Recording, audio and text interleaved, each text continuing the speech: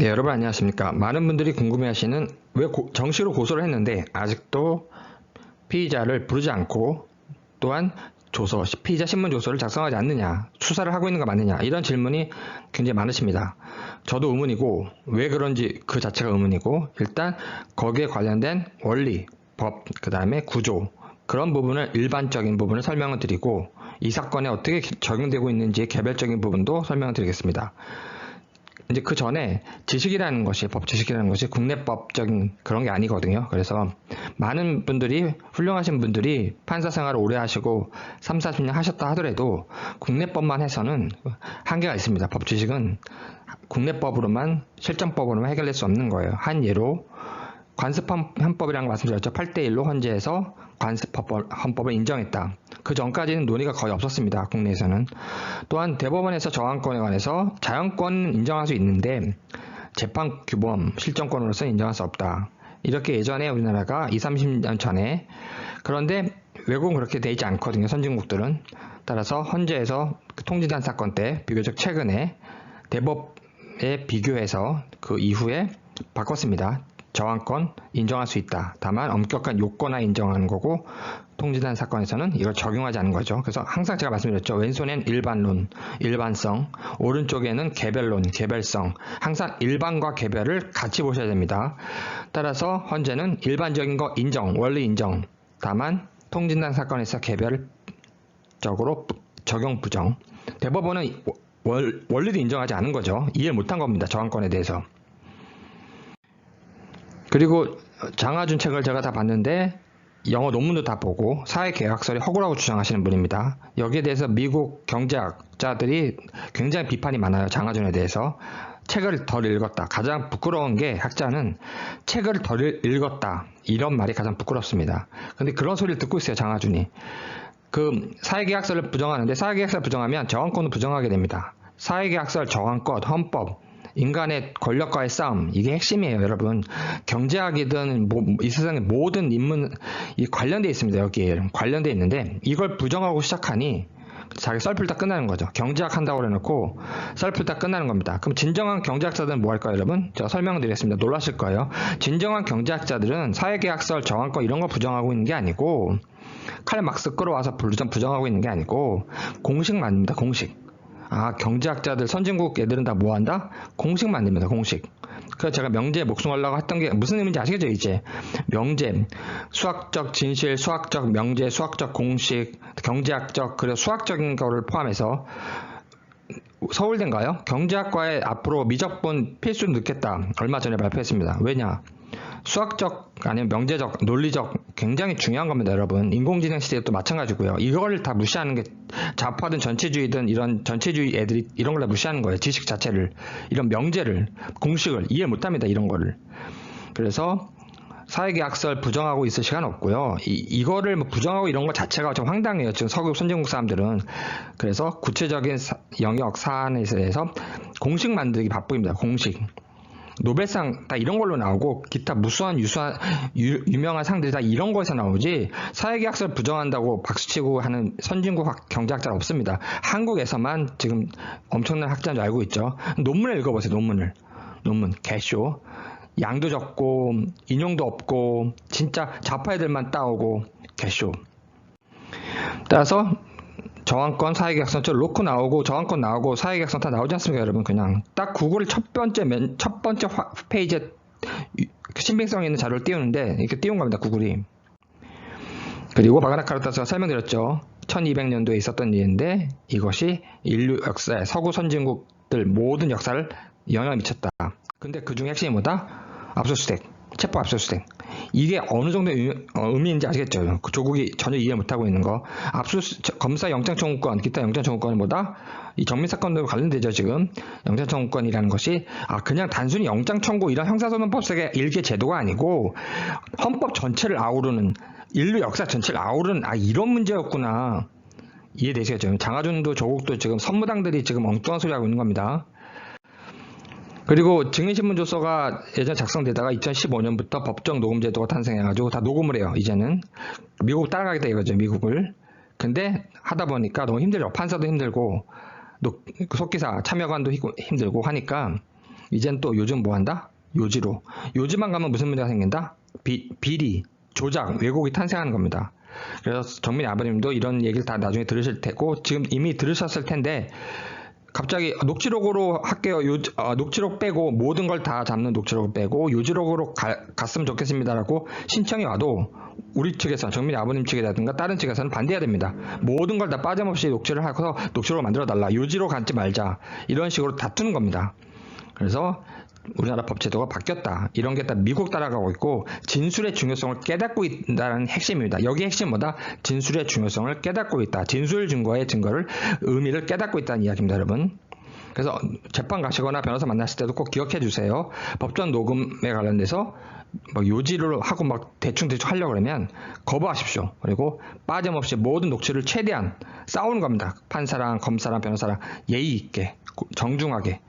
이것이 나중에 항소심 가고 기타 나중에 상고됐을 때도 어떤 경우에 상고될 수 있거든요. 이럴 때도 중요합니다.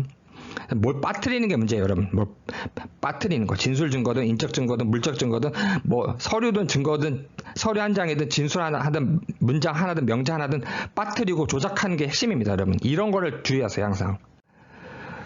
그래서 이것은 설명드리는 게 아니고 제가 말씀드린 것처럼 이렇게 변호사들도 법정 녹음 취지, 그 다음에 문제점 다 이렇게 설명하고 있습니다. 그렇게 이해하시면 됩니다. 여기서도 그럼에도 불구하고 이렇게 여전하다. 나오고 있죠, 여러분. 여전하다. 달라진 게 없다 이거죠. 처음에는 뭐 법이 개정됐는데 판사들이 이렇게 안 합니다. 대충 합니다, 판사. 그래서 제가 개쇼란 말 하는 거예요. 모든 게 바뀌었음에도 여전하다. 또 제가 말씀드렸습니다. 내사에 관해서 오늘 핵심이죠. 오늘 주제. 자, 이것도 그냥 넘어갑니다. 문제는 이렇게 박사들이, 법학 박사들이, 한국법 박사들이죠. 이런 분들이 내사수사 문제를 계속 문제 삼고 있습니다. 그 이유가 뭐냐면 잘못돼 있어요. 법이 많이 잘못됐습니다. 뭐 대통령령, 법 있고 대통령령 있고 법무부 장관, 그 다음에 검찰총장 다 무슨 영이든 규칙이든 다 만듭니다. 이름이 중요한 게 아닙니다. 경찰청장도 만듭니다. 경찰청 훈령 다 만들죠. 자기네들이 권력자가 만드는 게 뭐 의미가 있겠습니까? 여러분 법의 집에 관점에서 보면 잘못된 거 굉장히 많습니다. 이런 박사들이 다 문제 삼는 거예요. 지금 이렇게 뭐가 잘못됐다, 대단히 잘못됐다. 그래서 잘못됐다는 얘기 하고 있죠, 여러분. 다만 한 가지 변사사건 없이 정밀사건 관련되죠. 이것은 경찰의 재량이 많이 인정된다. 이거 빼고 이 사람 얘기하고 있는데 우리는 뭐죠? 우리는 이 문제입니다. 이번에 변사사 문제. 이상한 사건을 다 자살로 몰죠. 왜냐? 변사자 처리 문제로 가면 됩니다. 그럼 경찰이 자기네가 재량이 많아요. 아, 이게 비리의 핵심이구나. 아, 이거 수사할 수 있는데 수사 안 합니다. 자살로 갑니다. 변사로 갑니다. 그럼 어떻게 된다? 자기네들이 재량이고 권한이 있는 부분이거든요. 여기서 끝내는 겁니다. 따라서 핵심은 뭐냐면 이런 건 일반론이기 때문에 특별한 지식이 아니에요. 수사 절차 구분되고 수사에 선행되는 겁니다. 수사랑 내사는 뭐다? 가장 기본적인 원리입니다. 수사 전에 내사. 형사소송법은 어디서부터 시작한다? 수사. 내사로 끝내면 형사소송법도 비껴가고 검사도 비껴가고 자기네 마음대로 쇼하다 끝내는 겁니다, 여러분. 따라서 이런 것도 마찬가지입니다. 지금 뭔가 계속 지금 대통령령이 나와가지고 2011년부터 지금 무너뜨리고 있거든요. 그래서 이렇게 제가 말씀드리고 싶은 것은 수사의 보조자에 필요했던 경찰이 뭐 수사권과 수사 개시 진행권을 부여받고 이제 종결권, 개시 진행권이 부여받았죠. 이번에 뭐죠? 수사 종결권, 1차 종결권, 개시. 그 다음에 이번에 뭐다? 1차 종결, 개시와 종결 부여받은 겁니다. 2011년부터. 그 결과는 뭐다? 그냥 인권 무너지고 자유민주주의 무너지고 제도가 무너지고 무법의 탄생. 이재명 보셨죠, 여러분? 위례도 일도 또 수사한답니다. 일조는 아니지만 위례도 또 조사한답니다. 이렇게 무법 시대가 다가오고 있습니다, 여러분. 그래서 제 말씀은 이걸 이렇게 구체적으로 볼 수 크게 말씀드린 거고, 따라서 제가 말씀드린 것은 뒷전을 밀려난다. 형사사법 시스템이. 형사사법 시스템이 무슨 시스템이다? 정의 시스템입니다. 이게 바로 정의 시스템입니다, 여러분. 그러면 경찰청 훈령으로 되어 있는 내사처리 구청 어떻게 되나 이렇게 되어 있죠. 그래서 쭉쭉쭉 다 보실 필요 없습니다, 여러분. 다 이거 다 헛소리예요, 다. 자기네끼리 원하는 걸 다 써놓은 겁니다. 인권이 어떻고, 우리나라가 왜 인권 얘기하면서 이상한 일 하는지 아시겠죠? 인권이 어떻고, 적법 절차가 어떻고, 헌법이 어떻고, 다 쇼. 그 쏘려는 걸 제가 보여드리겠습니다, 여러분. 따라서 내사 종결 부분. 다 이거는 이제 중요한 건 이걸 다 배우죠. 기본적으로 로스쿨에서도 배우고 다 배우는데 제가 말씀드린 거는 침묵하는 거죠. 변호사들이 지식인들이 침묵하는 겁니다. 무슨 말이냐면 아까 말씀드렸죠. 수사와 내사는 구분되고 내사 다음에 수사인데 수사를 안 가는 겁니다. 수사 안 가는 건데 자 보십시오 여러분. 이렇게 해서 수사절차로 전환하자는 그 수사절차로 전환하지 않는 건 누가 결정하는 거죠? 경찰이나 경찰청이라든가 위에 있는 사람들이 결정하는 겁니다. 수사로 결정 안 하겠다. 자기네 재량, 개쇼 이런 재량이라는 걸 주면 안 됩니다. 선진국은 이렇게 하지 않아요. 그래서 나 수사를 안 가겠다. 그럼 끝나는 겁니다. 뭐 이런 말은 다 필요 없는 겁니다. 용어 만들면 되는 거고 다 만들면 되는 거 이런 거 훈령이면 훈령. 따라서 제 말씀은 핵심은 뭐다 이제 6개월 이내 내사 착수 후에 6개월 이내 수사로 전환 아니면 누가 전환하지 않죠? 자기네들이 전환하지 않으면 어떻게 된다? 사유를 소명해서 부서장의 승인을 받고 복잡해집니다. 간단히 말하면 수사로 전환하지 않으면 6개월 뒤에 끝나요.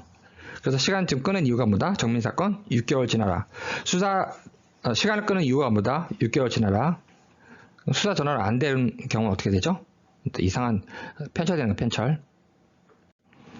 그리고 이제 핵심이 나옵니다. 핵심. 모든 조항, 모든 서류, 모든 논문, 모든 교과서, 모든 지식은 핵심이 있어요. 핵심을 보면 다른 건 다 필요 없습니다. 여러분 핵심을 보세요.